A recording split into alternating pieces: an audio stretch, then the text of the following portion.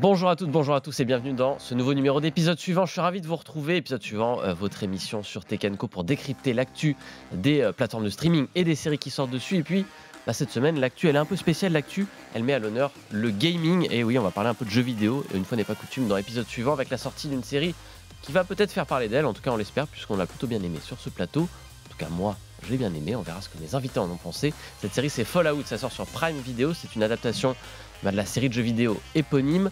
Voilà, on va en discuter un petit peu, voir les adaptations de jeux vidéo en série. Il y en a beaucoup en ce moment. Il n'y en a pas eu pendant des années. C'était plutôt le cinéma. Est-ce que c'est réussi tout ça? Est-ce que c'est un bon moyen d'adapter les jeux vidéo? Eh bien, je vais poser cette question à mes deux invités, justement, qui sont en plateau avec moi. Tout d'abord, Mélinda d'Avant Soulas. Salut Mélinda. Hello Clément. Mélinda, visage bien connu sur Tech & Co, faut-il la présenter? Journaliste pour le site, évidemment, sur la tech, le jeu vidéo, les tests produits. Bref, elle fait tout, elle se déplace dans le monde entier pour voir les nouveautés. Et puis, à l'antenne, multijoueur, le podcast gaming. Ouais, là on fait un espèce de crossover entre les émissions aujourd'hui. Quand les séries rencontrent le jeu vidéo, mais cette fois tu es à la place de l'invité, oui, tu n'es pas animatrice. Ça, Qu'est-ce que ça fait d'être de l'autre côté? Écoute, ça me fait plaisir d'être de l'autre côté. C'est bien, pour une fois, c'est toi qui vas poser les questions et moi, j'essaye de répondre. Il va falloir y répondre aussi bien que tu animes multijoueur. Voilà. Maintenant, ce sera ton défi. Et en face, c'est Romain Béis. Salut Romain. Bonjour Clément. Nouveau venu que je suis ravi d'accueillir dans cette émission.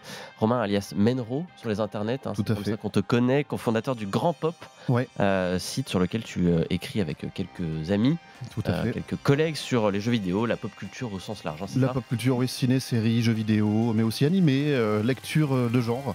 Voilà, c'est un site, mais aussi un podcast.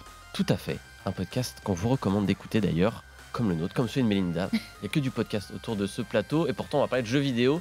C'est notre débat de la semaine.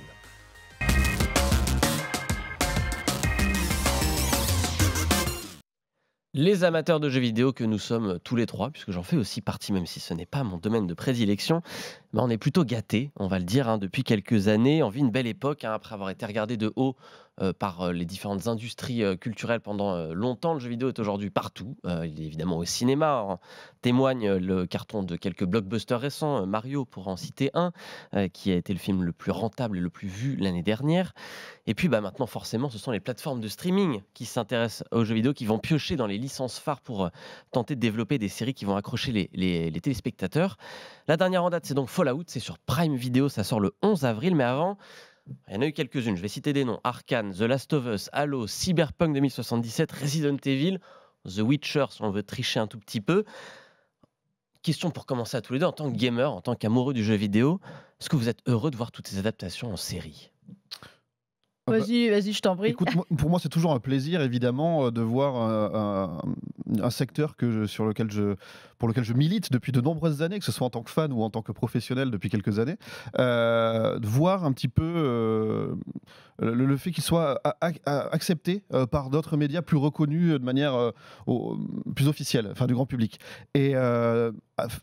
Et on est passé par quand même quelques étapes un petit peu complexes, puisque les années 90 ont été surtout pour les producteurs de cinéma l'occasion de traire la vache à lait, j'ai envie de dire, de se dire oh tiens, ça s'appelait aux gamins, on a qu'à le faire, et sans aucune visée culturelle ou artistique, ou quasiment pas, on va dire. Et là, je suis content qu'enfin, comme le comics il y a une quinzaine d'années, on arrive enfin à des produits de qualité dans les propositions qu'il peut y avoir un petit peu, que ce soit sur le grand écran ou le petit. Alors je pense qu'il y a quelque chose qui perdure par rapport en effet aux premières adaptations, c'est qu'on va chercher le même public. Et il y a un public extrêmement commun entre le jeu vidéo et aujourd'hui les services de streaming, comme c'était avant le jeu vidéo et le cinéma. Et je pense que ça, mine de rien, les plateformes, ils ne sont pas plus bêtes que les boîtes de prod des années 90. Ils se disent, il y a quelque chose à aller faire. Et je pense que par-dessus ça, là où le jeu vidéo a aussi mûri et évolué, et il est considéré comme un vrai support, aujourd'hui, c'est pour sa créativité. Et on n'arrête pas de comparer systématiquement le jeu vidéo au cinéma, petit ou grand écran. Donc, mine de rien, les plateformes, elles ont fini par se dire « Ah, il y a peut-être en effet une créativité qui est intéressante. » Des auteurs à aller chercher. Voilà, des auteurs à aller chercher, des idées de sujets. Mine de rien, pour renouveler le cinéma, ça fait du bien aussi d'aller chercher un peu de son neuf. Et aujourd'hui, la créativité, il faut l'avouer, elle est un peu dans le jeu vidéo quand même. On est aussi dans une période où le monde des séries télé a explosé avec le Big Five au début des années 2000, fin 90, début 2000. Et on a des habitudes de consommation qui ont beaucoup évolué.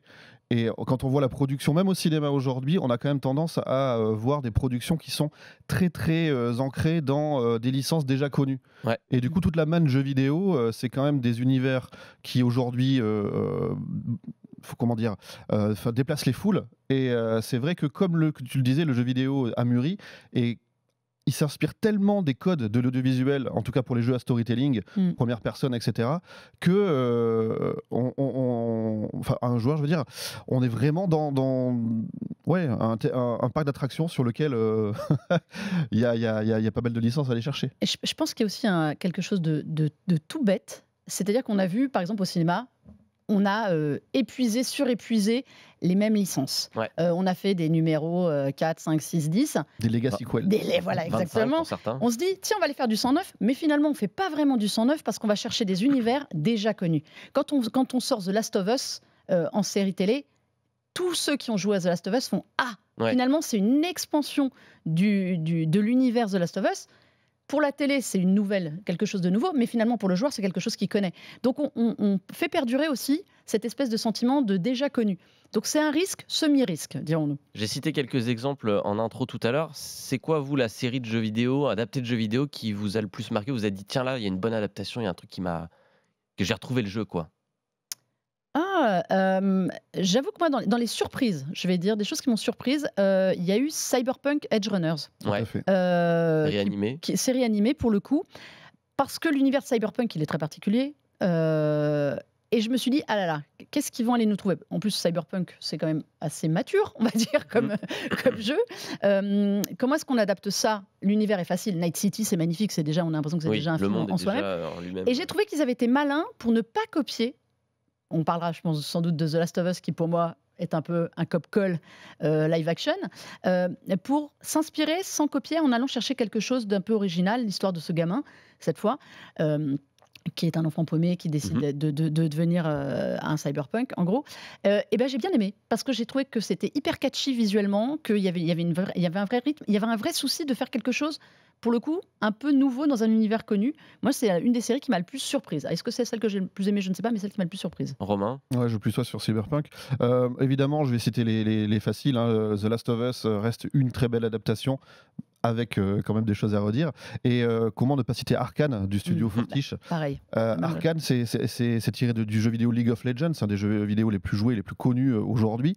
Et en fait, ce qui est très fort avec Arcane, c'est que on s'inspire du lore qui existe, donc de toutes les histoires qui sont derrière le jeu.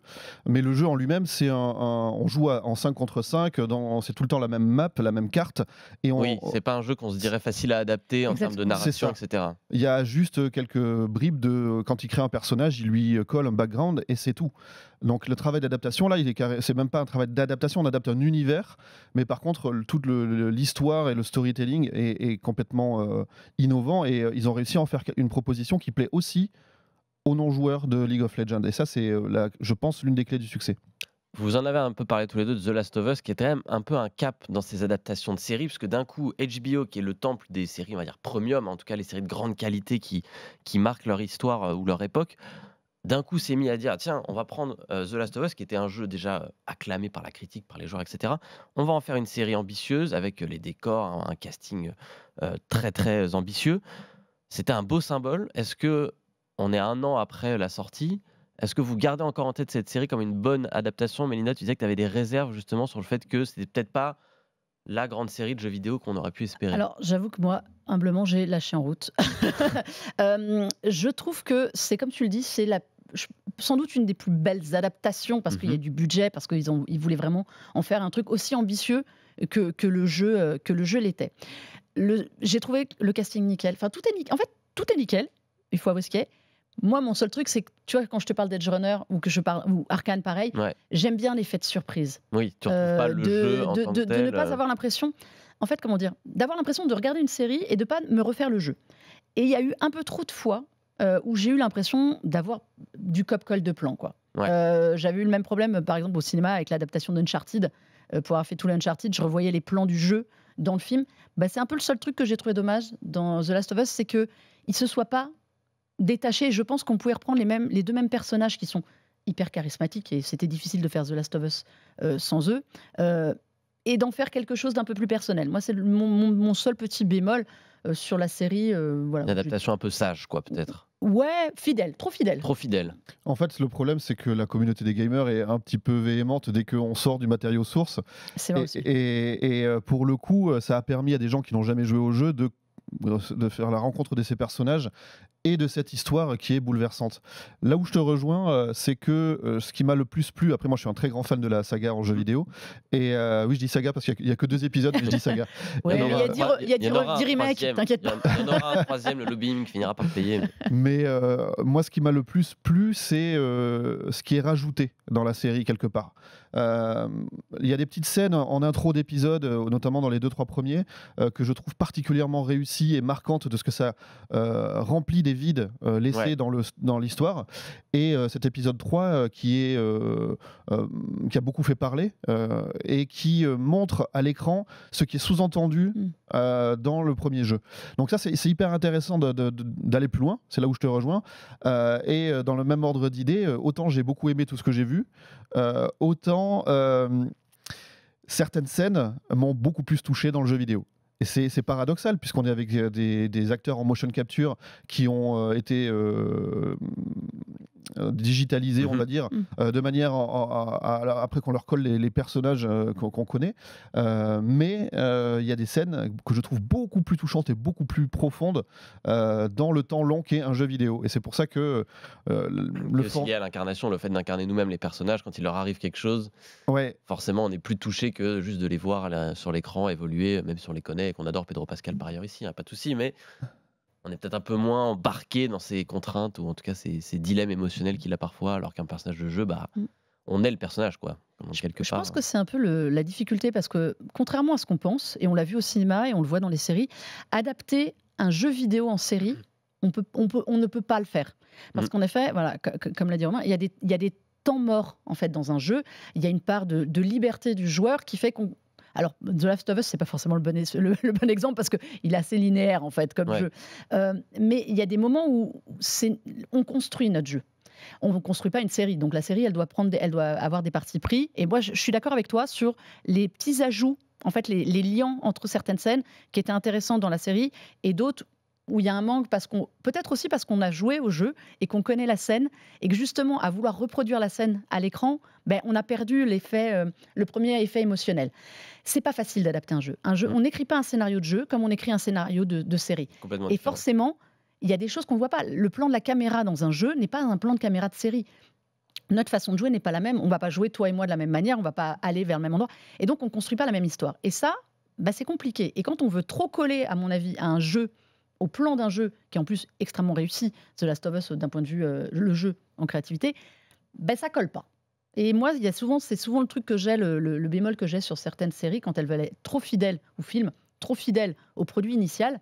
Voilà. Et c'est comme ça qu'on sait aussi qu'un jeu, contrairement à ce qu'on pense, ça a beau être cinématographique, ça reste un jeu et ce n'est pas un produit de cinéma ou de petit écran. Les jeux modernes sont souvent découpés on va dire en 2 phases. Je schématise vraiment au plus simple, je vulgarise au maximum. Il y a les phases de gameplay et les phases d'histoire. Les phases d'histoire sont souvent faites avec des cinématiques, donc soit avec le moteur graphique du jeu, soit en images de synthèse un peu plus poussées. Mais quand on est dans les phases de jeu, on joue.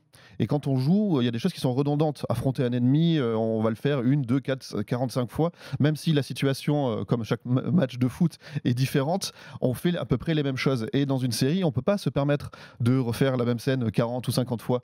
Donc c'est vrai qu'on peut perdre... L'une des critiques sur Last of Us que j'ai le plus entendu, c'était qu'on ne voyait pas assez les infectés. On voit ceux qui courent, donc de phase 1, mais les fameux clickers, ces monstres qu'on voit dans l'épisode 2, ils traînent un peu la patte pour qu'on les revoie de manière un peu intensive dans la série. C'est un des reproches qu'on a fait à la série, c'est vrai, mais en même temps, qu'est-ce qu'on va montrer de plus et de mieux ou différemment, puisqu'en fait, au-delà d'un monde infecté, tout ça, ce que ça raconte, c'est des histoires entre les gens. Et c'est ça ils l'ont fait, et, avec plus ou moins de réussite, mais ils l'ont fait en tout cas. C'est la partie du jeu qui est difficile, parce que dans le jeu, c'est qu'on combat. Donc forcément, dans un film, au bout d'un moment, ça va être lassant. Tu disais, Romain, il y a eu, avant les séries, il y a eu le cinéma. Ouais. qui s'y est pas toujours bien pris, on va dire les choses, pour adapter les jeux vidéo. Il y a eu pas mal de plantades, hein, tout simplement, des adaptations qui respectaient pas le matériau ou alors qui étaient juste mal faites, etc. Qu'est-ce qui fait qu'aujourd'hui les séries, déjà les plateformes continuent de s'attaquer à ce médium qui est pas évident. Tu dis il y a une communauté aussi derrière qui est pas toujours évidente à dompter. Qu'est-ce qui fait que les plateformes elles y vont et peut-être qu'elles réussissent un peu mieux que ne l'a fait le cinéma? Déjà, il y a une proximité de temps. Un film, c'est 2 heures. Alors aujourd'hui, c'est 2h30, 3 heures pour les blockbusters. Mais en gros, on va dire un film, c'est voilà, quelques heures.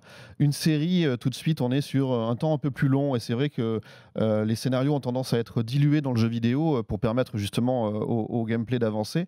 Et déjà, on retrouve une cohérence de ce côté-là.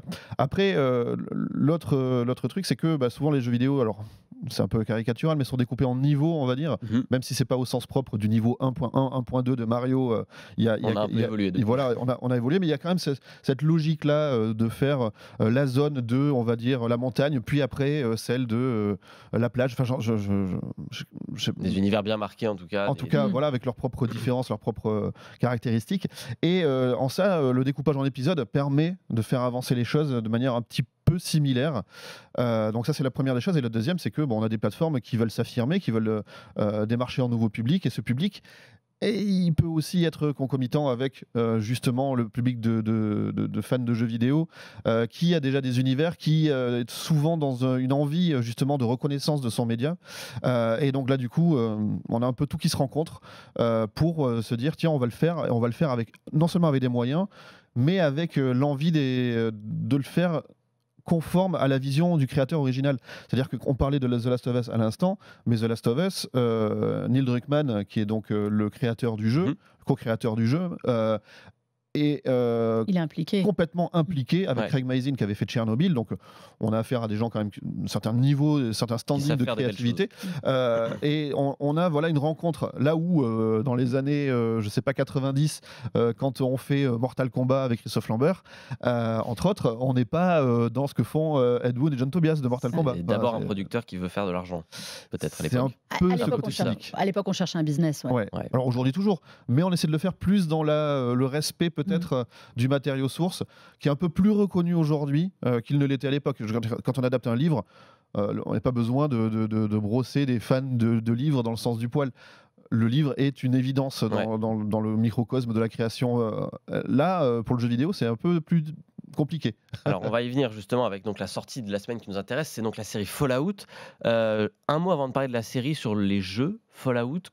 C'est quoi Fallout? Pour ceux qui ne connaissent pas et qui vont voir ce truc débarquer sur Prime Video, en quelques mots, comment est-ce qu'on peut résumer cette licence? Bon courage. Je m'étais écrit un truc. Vers toi, Mélinda, tu ne t'échapperas pas. C'est vrai, parce que je sais qu'il fera très bien. Alors, je vais résumer ça bien, tu compléteras. On est dans un monde post-nucléaire. En fait, imaginez-vous, les années 50 ont perduré au-delà des années 50, donc toute la peur du nucléaire des années 50 aux États-Unis ont perduré, mais on est resté figé dans les années 50 au niveau du design. La technologie.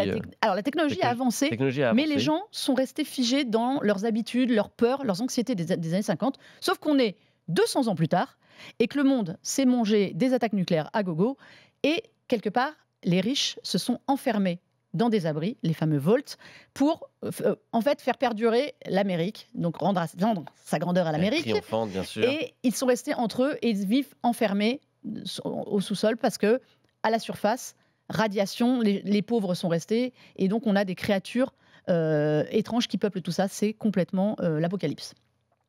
Vas-y, je crois que ça beaucoup mieux que moi. Non, attends, c'est vachement bien. Moi, j'ai noté une uchronie caustique post-apocalyptique atom punk rétro-futuriste. Un bingo de mots, ça. Ça, c'est Camoulox, mais c'est exactement ça. Je peux l'expliquer. Donc, une uchronie, c'est-à-dire que c'est ce que tu disais sur les années 50. On part d'un point dans le passé, on change un détail, et on a deux courbes temporelles, celle que nous on connaît, et une nouvelle. Ça se passe dans cette nouvelle. Donc, la guerre froide a toujours lieu. Les Américains et les Russes, enfin les Soviétiques se font... il y a les Chinois aussi. Et les Chinois maintenant. Ouais. dans le lore de Fallout. Donc, caustique, parce qu'évidemment, c'est pétri d'humour noir, de second degré et de critique sociale. Post-apo, on l'a dit, dit, les bombes nucléaires ont pété, on est plusieurs centaines d'années après, et on est sur les retombées donc d'ailleurs, Fallout, ça veut dire retombées. C'est les retombées. Ouais. Atom Punk, alors ça c'est par rapport à la technologie, ce que tu disais tout à l'heure. C'est-à-dire qu'on a des télés 4 tiers avec des gros tubes cathodiques et des transistors bien années 50 qui grésillent un petit peu, mais à côté de ça on a des armures nucléaires. Pourquoi ? C'est comme quand on a le steampunk, c'était une logique de pensée de la science où on n'est pas dans l'électronique comme nous, mais on est resté dans la machine à vapeur, mais on l'a fait évoluer. Là on est dans l'atom punk, c'est-à-dire qu'on prend tout ce que la science nucléaire peut produire, on va dans la science-fiction pour creuser ça plus loin, et on met, voilà, c'est là où c'est rétro-futuriste, j'arrive à mon dernier mot, j'ai fini, où on a ce côté donc très futuriste avec la science de nucléaire, et en même temps ce côté rétro que les fans de jeux vidéo ont déjà connu peut-être dans des trucs comme BioShock ou ce genre de production. Et donc on a cet univers complètement incongru, proche entre Mad Max et je sais pas. Ça ressemble à rien. Fallout, c'est vraiment quelque chose d'assez particulier parce qu'il y a ce mélange où ils ont voulu faire un jeu futuriste à l'époque quand c'est sorti et de se dire ouais mais la guerre froide c'était bien quand même pour faire peur à tout le monde. Et alors, c'était pas Bethesda, au début, c'était un autre studio, mais il y a la touche Bethesda qu'on retrouve. Alors, on en parlait à juste titre, Bethesda est derrière aussi cette adaptation. Ouais, ça le se studio sent beaucoup. Qui a fait les jeux. Et Todd qui, du Howard coup, est un producteur de la série, et ça se sent, parce que moi, j'ai trouvé on ne quitte pas l'univers Fallout. Quand on connaît l'univers Fallout, on est dedans, on est vraiment dans ce qu'on imagine, et ça c'est assez agréable en fait d'avoir gardé. J'avais peur qu'en effet sur le côté un peu technologie futuriste, ils exagèrent le trait. Non, ils sont restés fidèles à. C'est un peu comme quand on prend le futur de l'époque. Donc imaginez le futur des années 50, à quoi ça pouvait ressembler avec la peur du nucléaire, la peur de tout, mais l'envie d'aller de l'avant. Et c'est exactement ça. Enfin, elles ont des robes, les nanas, elles ont les robes des années 50 à froufrou, les coiffures. Enfin, tout est rétro à mort. Sauf ça donne un petit style. Ça se voit dans la série. On va venir justement avec les musiques, même, puisque toutes les musiques de la série sont musiques des années 50. Il y a du Bing Crosby. Voilà, exactement. Donc, mais ça, c'est Fallout. Ça, c'est Fallout. Ils l'ont gardé, ils sont restés fidèles à ça. Dans le jeu, il y a donne un petit grain à cette série, justement. Donc, Fallout, ça arrive sur Prime Video. Je vais donner 2-3 faits pour vous éclairer sur cette série. Créée par une femme qui s'appelle Geneva Robertson Dworet, qui n'est pas du tout connue, mais qui était la scénariste du film Tomb Raider en 2018. Donc, déjà, quelqu'un qui s'est frotté aux jeux vidéo, avec plutôt de la réussite. Le film a été plutôt bien accueilli en tout cas. Et puis il y a aussi 2 autres noms, Jonathan Nolan et Lisa Joy, qui sont un couple à la ville. Jonathan Nolan, le frère de Christopher, qui est scénariste de sa trilogie Batman, Interstellar aussi, mais créateur également de 2 séries qui ont été assez remarquées. Person of Interest, qu'on avait vu en France sur TF1 2013 à 2016, je crois. Et puis Westworld, série HBO aussi déjà, un peu qualitative, série ambitieuse de science-fiction, avec un univers un peu particulier qu'il avait fallu développer. Donc c'est quelqu'un qui s'est frotté à la création à partir d'un matériau original, qui en a fait autre chose complètement, puisque le film Westworld n'avait plus rien à voir avec la série au bout d'un moment. Est-ce que ça se ressent ? Qu'avez-vous pensé, vous, de cette série Fallout ? Est-ce qu'elle est ambitieuse ? Est-ce que ça se voit que c'est fait par des gens qui ont respecté le jeu vidéo ? Est-ce que c'est bien fait ? Dites-moi tout. Alors, tu vois, je trouve que la façon dont tu les as présentés, c'est exactement ça. C'est-à-dire que ce côté Westworld, on le retrouve, il est parfaitement adapté à l'univers de Fallout. Moi, j'avais une grande peur, parce que j'aime beaucoup la saga Fallout jeu, j'avais peur de l'adaptation. Ouais. J'avoue que quand on nous l'a présenté, c'était pas tant le personnage féminin, de donner le personnage central à une nana, ça pourquoi pas, il y en a bien dans les Vaults. On sait que dans chaque abri, normalement, il y avait même des abris où il y avait que des hommes et une femme, et d'autres que des femmes et un homme, enfin, dans le... Ils ont fait des tests. Voilà.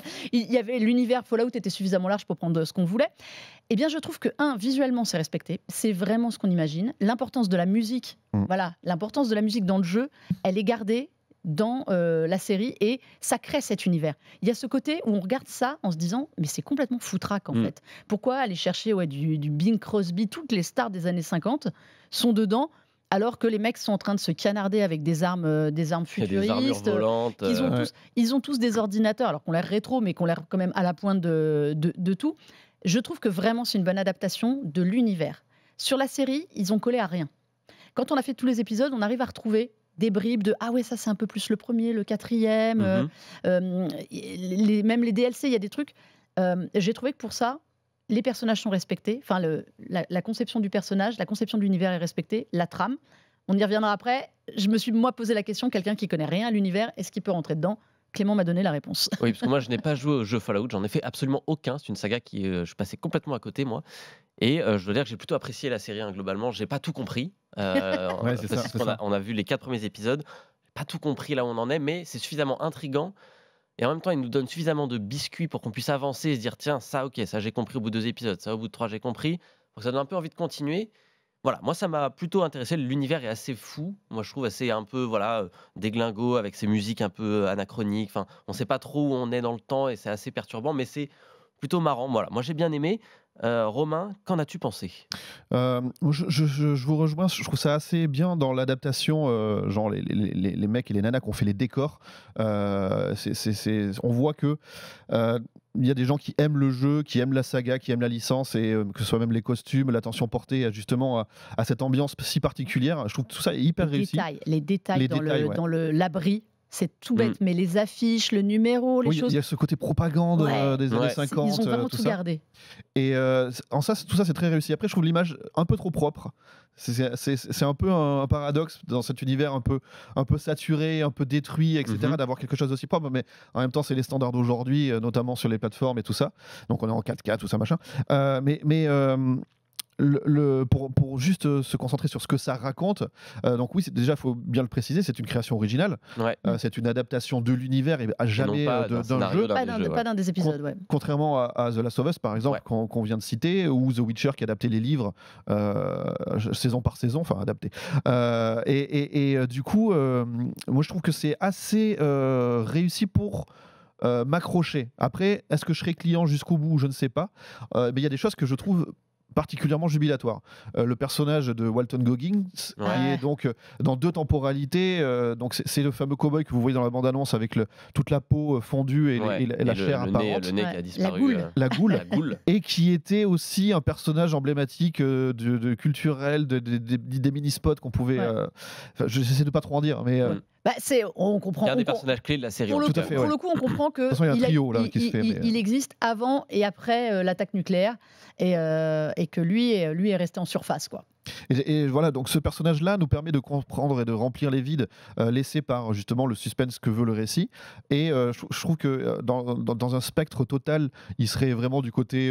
c'est même pas un anti-héros, parce qu'il est pire qu'un anti-héros, il va peut-être le devenir. Mais, et à l'opposé, on a la candeur et la naïveté de l'héroïne, mais qui n'est pas pour autant dépourvue d'efficacité. C'est-à-dire que elle est complètement... elle accompagne le spectateur, puisqu'elle ne connaît rien à ce monde-là, et parce qu'elle sort... Elle vient des Vaults. Elle Voilà, sort de l'abri, enfin. Elle sort de l'abri pour découvrir ce Wasteland, ce monde complètement détruit. Ouais. Et donc, elle a été quand même dépêchée là-bas. Et enfin, il y a ce côté où elle connaît pas l'univers, mais donc elle découvre, elle est un peu cette candeur, mais en même temps très débrouillarde et Ouais. efficace entre guillemets. C'est pas une héroïne d'opérette Non, ou ce elle genre met de des choses. bons coups de tatane, quand Ouais. même. Ouais. Non, un personnage effectivement assez intéressant. On va devoir laisser les gens découvrir par eux-mêmes Bien parce sûr. que cette émission va quand même devoir toucher à sa fin à un moment et on pourrait rester des heures après Ouais, Fallout. mais Mais regarde. on va vous laisser découvrir Fallout sur Prime Video. Donc à partir du 11 avril, il y aura 8 épisodes. Un par semaine, hein, c'est Prime Video. Il y aura aussi d'autres séries de jeux vidéo qui vont arriver parce que les studios regorgent maintenant d'idées. Ils ont vu que ça marchait. Donc maintenant, tout le monde veut sa série de jeux vidéo. Donc Netflix va y aller à fond, Disney Plus va y aller, Prime va y aller, Apple va y aller aussi, forcément. Bref, tout le monde va y aller. On se reverra pour en reparler à ce moment-là. J'ai un plateau parfait pour ça. Mais en attendant, on va parler de séries qui ne sont pas des séries de jeux vidéo, parce qu'il y en a aussi. Et ça a un public, c'est nos séries de la semaine.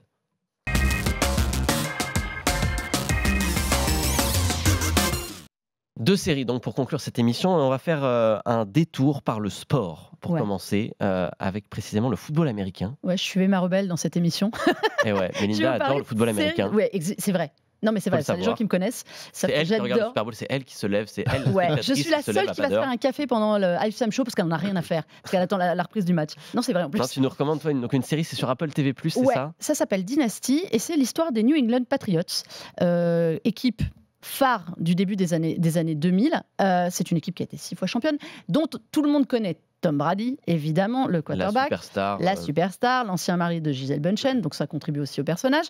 Et en fait, toute cette série documentaire, pourquoi elle est intéressante pour les gens qui aiment le football américain et pas forcément, elle raconte New England, c'est une équipe qui a dominé et qui est, en fait, elle va raconter 20 ans d'histoire de cette équipe, de l'arrivée de Tom Brady, en gros à la fin des années 90, quand il est drafté. Mhm. Et en fait, avec son coach Bill Belichick, ils vont monter vraiment une équipe, ça raconte tout ça. C'est une des équipes les plus détestées aux États-Unis, parce qu'ils gagnent tout, mais parce qu'aussi, ce que raconte très bien le documentaire, vraiment sans faire l'impasse dessus, ils ont été pris aussi pour des histoires de triche, des affaires. Il y a des affaires sales. Ils ont eu un joueur aussi qui a été condamné pour meurtre, qui s'est suicidé. Enfin, il y a vraiment de quoi faire une super série, mais c'est un documentaire avec énormément de témoignages.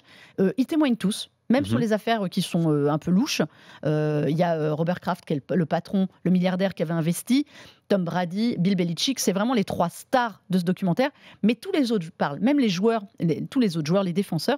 Et ça donne quelque chose, en fait, en immersion qui est hyper intéressant sur la vie d'un joueur de football américain, la vie de cette équipe, parce que on sait, voilà, tout le monde les déteste parce qu'ils trichent. Et ben, on vous explique comment ils ont triché, même si les mecs ne le disent pas vraiment. Mais en fait, c'est hyper intéressant pour ça, parce que c'est vraiment un documentaire journalistique.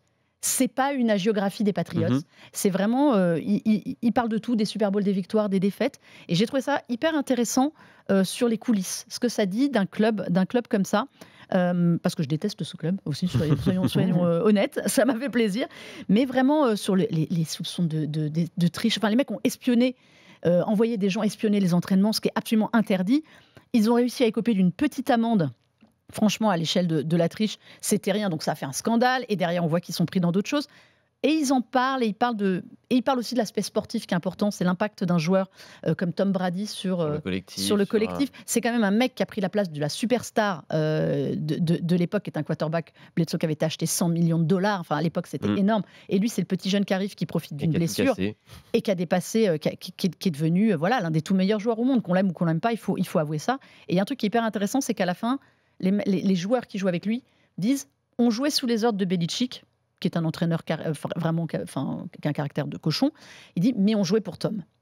Et c'est intéressant de voir parce que ça en dit long sur l'esprit le sport collectif. Moi, je viens du sport collectif et ça en dit long. Et je trouve que ça, c'est intéressant sur tout ça. Et quand on déteste les Patriots, il faut vraiment encore plus le regarder. Et ben voilà, une bonne reco. Ça s'appelle donc The Dynasty New England Patriots, à voir sur Apple TV+. Les 10 épisodes, ils sont tous sortis, donc vous pouvez tous les binger d'un coup si ça vous passionne. Et puis, on va terminer avec un peu d'histoire. On va se replonger dans le passé. Cette fois, fini les uchronies où le monde a été détruit. On va partir au Japon, une série dont on a déjà un peu parlé dans cette émission, mais qui est toujours en cours de diffusion et dont on voulait reparler avec toi, Romain. C'est Shogun, série sur Apple, pas du tout, sur Disney+. Sur Disney+. On en a l'épisode 7, je crois, en ce moment, qui est sorti il y a peu. Qu'est-ce que tu penses de ce Shogun? Je crois que c'est un coup de cœur pour toi. C'est totalement un coup de cœur. Donc, faut rappeler que c'est l'adaptation d'un livre de je l'avais noté, James Clavell. Et du coup, il y a déjà eu une série il y a quelques dizaines d'années avec Richard Chamberlain et Toshiro Mifune. On n'est pas du tout dans cet ADN-là. Là, pour le coup, c'est un vrai coup de cœur. C'est une série que j'attends énormément depuis son annonce, que je défends dans le podcast de début d'année du Grand Pop. C'était l'une des séries que je mettais en avant dans mes trucs vraiment en visée cette année. Et je ne suis pas déçu du tout.